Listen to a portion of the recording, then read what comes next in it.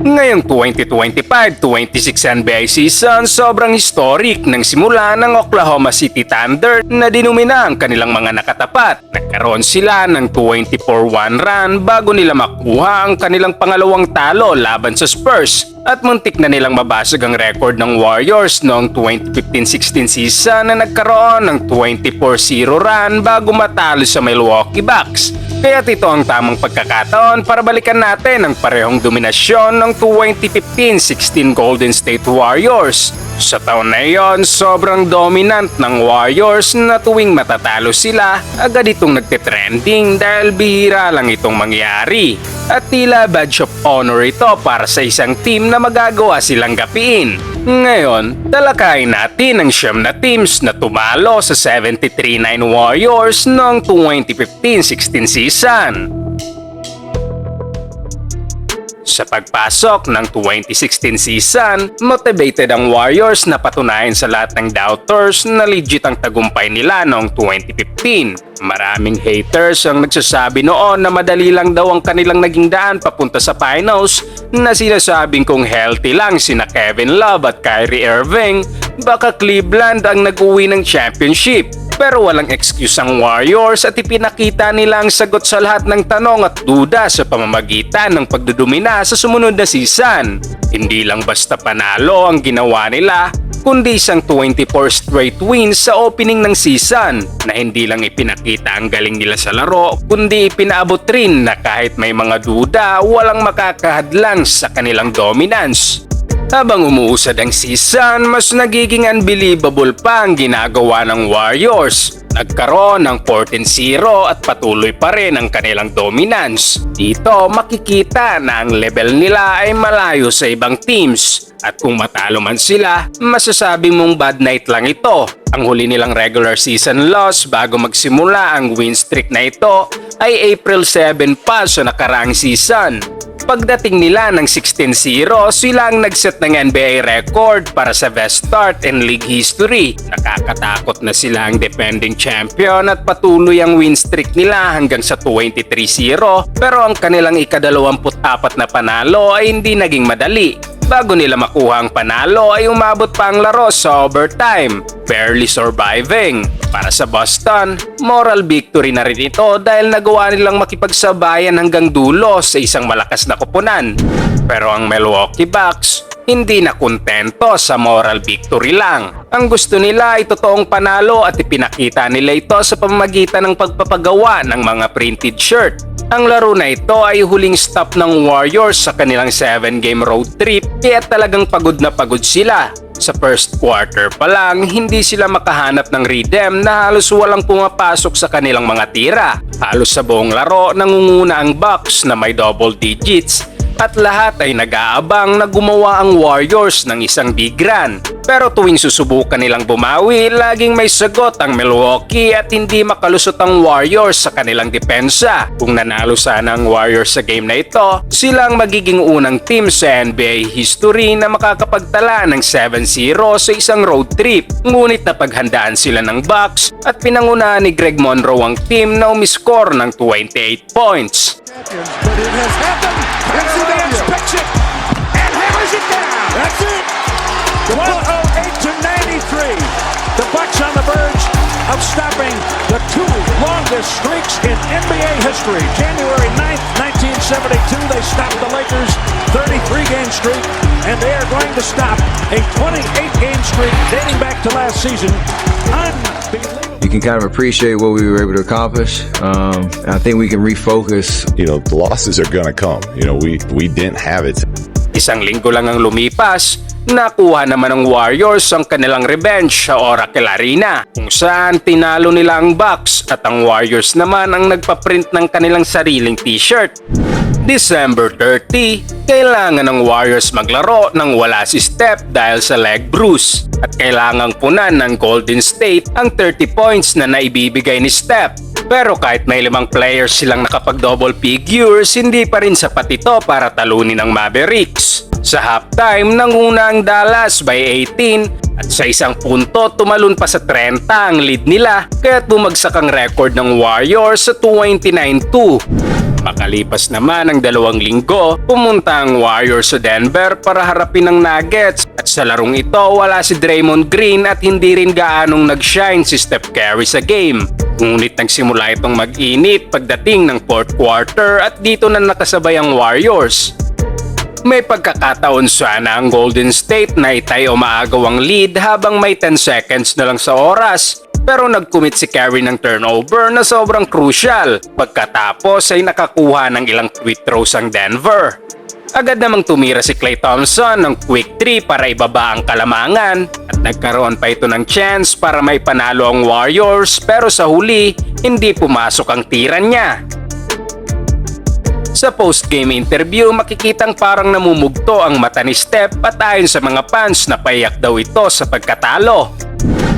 At pagkalipas lang ng 3 araw, bumisita ang Golden State Warriors sa Detroit sa gabi na niretire ng Pistons ang number 3 jersey ni Ben Wallace. Sa first quarter, nakapagbuslo si Steph Curry ng impressive logo 3 pero bukod dito mabagal na ang simula ng Warriors. Bago rin matapos ang first half, magkasunod na nakatanggap ng technical foul si Curry at si Draymond Green.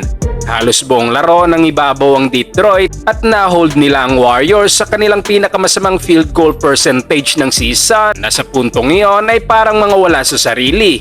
Dahil sa kanilang 2 pagkatalo sa huling 3 laro, unti-unti nang naglalaho ang naratibo na unbeatable ang Golden State. Ngunit matapos ang game na ito, muli silang namayagpag at nagkaroon ng Warriors ng 11-game win streak. Pagdating ng All-Star break, may record na silang 48-4, ang best record sa unang 52 games sa kasaysayan ng NBA. Pero kung meron mang kailangan ng pahinga sa All-Star break ay ang Warriors team ito. Ngunit habang nagpapahinga at nag-e-enjoy ang team, may tampo pa rin si Damian Lillard dahil sa pagkakasnab nito sa All-Star game at alam niya na sa pagbabalik ng season, Warriors ang kanilang susunod na makakatapat kaya't sa kanila niya binunton ang kanyang galit. Sa game na ito, hindi mapigilan si Lillard na nakapagbuslo ng 9 3-pointers at nakapagtala ng 51 points sa game na iyon.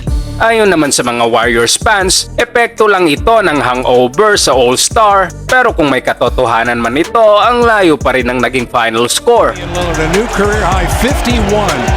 Statement. That is a statement. For all you all-star coaches that couldn't see the light at the end of the tunnel, there it is. We come to town, especially for a team like that. It's their biggest game of the year, so we gotta understand that, and we didn't. They just caught us on an off night. This is a good wake-up call for us. At talagang wake-up call ito, lalo na para kay Steph Curry dahil sa mga sumunod na laro, nagpakita siya ng insane form at umiscore pa ng 51 points wala pang isang linggo matapos ang kanilang laban kay Lillard. At sinelyuhan nito ang big win kontra sa Oklahoma City Thunder na isa pang kinatatakutang team noon. Kung natatandaan mo ang larong iyon, ito ang ginawa niya sa dulo ng game. Do have a timeout. Decide not to use it. Curry, way downtown. Bang! Bang! Oh, what a shot from Curry! With 0.6 of a second remaining. Tinapos ni Curry ang laro na may 46 points at 12 3-pointers. At siya ang naging first player sa NBA history na nagkaroon ng back-to-back games na may 10 or more threes. Makalipas naman ng isang linggo, nakaharap nila ang Lakers. Pero sa larong ito, hindi maipasok ni Curry ang kanyang mga tira na meron lang 6 out of 20 from the field at 1 out of 10 from the 3-point range na parang wala sa sarili niya. To see Kobe one last time play against the Warriors, and instead they see one of the biggest regular season upsets in the history of the NBA. The 12-51 Lakers and Golden State, their 6th loss of the season. Gaya ng dati, pagkatapos matalo sa Lakers, gumawa na naman ng win streak ang Warriors at March 19, 2016 nang makatapat ng Golden State ang Spurs. Ngunit sa labang ito, nahirapan ang Golden State dahil wala ang 3 key players nila.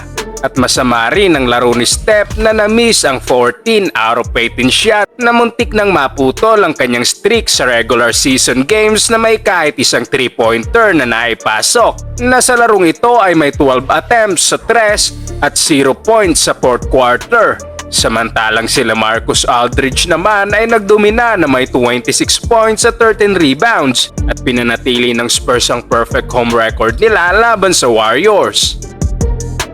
At sa puntong ito, sinusubukan namang panatilihin ng Warriors ang kanilang home winning streak dahil hindi pa natatalo ang Warriors sa home court sa regular season sa loob ng higit 14 months at mula pa January 2015, nasa 54-game regular season home win streak sila. Pero April 1 laban sa Boston Celtics, naghahanap ang Celtics ng revenge dahil sa nangyari earlier sa season. Sa simula, parang walang gana ang Warriors at sa pagtatapos ng first half, nagkaroon sila ng 13 turnovers at 7 dito ay galing kay Steph. Pero bumalik siyang gutom sa second half at sa third quarter lang nakapagtala ito ng 21 points at kailangan ng Warriors ang init na ito sa fourth quarter. Maraming nangyari, may mga clutch moments, pero sa huli, Celtics ang nagwagi. Kitang-kita sa mukha ng Warriors pansang pagkagulat dahil sanay sila na laging panalo ang team sa kanilang home court. 2 laro lang ang lumipas, nakaranas na naman ang Warriors ng panibagong pagkatalo sa home court at this time laban naman sa Minnesota Timberwolves. Sa larong ito, walang maipasok na tira si Curry na may 0 out of 8 sa field at ang puntos niya ay nanggaling lang lahat sa free throws. Pagdating ng third quarter, bumawi si Curry at 4 na tres agad ang naipasok niya. Mukhang ang babawi na ulit ang Warriors lalo na't umabot pa sa 17 points ang lamang nila sa isang punto ng laro. Ngunit hindi sumuko ang Timberwolves at dahan-dahan silang bumalik sa laro hanggang sa maidikit ulit ang score. May chance sanang manalo ang Warriors pero hindi nila maipasok ang mga tira nila sa mga huling bahagi at sa overtime marami pa sanang pagkakataon pero hindi sila makapag-convert. Dahil dito, naging mas mahirap pa ang paghabol ng Warriors sa NBA record na 73 wins. Kaya't kailangan nilang walisin ang natitirang 4 na laro sa regular season game para maabot nila ang record na ito. Pero sa huli, nagawa nila. Sila rin ang naging kauna-unahang team sa NBA history na tinapos ang buong regular season nang hindi nakakaranas ng back-to-back losses. Ang mas interesting pa sa 9 na talo ng Warriors that season, karamihan doon ay laban pa sa mga teams na nasa bottom o average lang. Hindi sa mga elite squads, kundi sa mga kupunang hindi mo aasahang tatalo ng isang 73-9 team. Patunay na kahit ang mga greatest teams ay may off nights. Normal sa isang 82-game season na may mga larong hindi papasok ang mga tira, sablay ang depensa o kulang sa energy. Natapos nila ang regular season na may 73 wins, 9 losses, isang historic record at isa sa greatest regular season performances sa NBA history.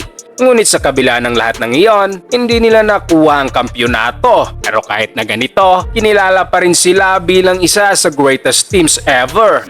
Hindi dahil sa title, kundi sa level ng dominance at record na kanilang binasag. Huwag kalimutang mag-like at subscribe para sa mas marami pang sports kwento.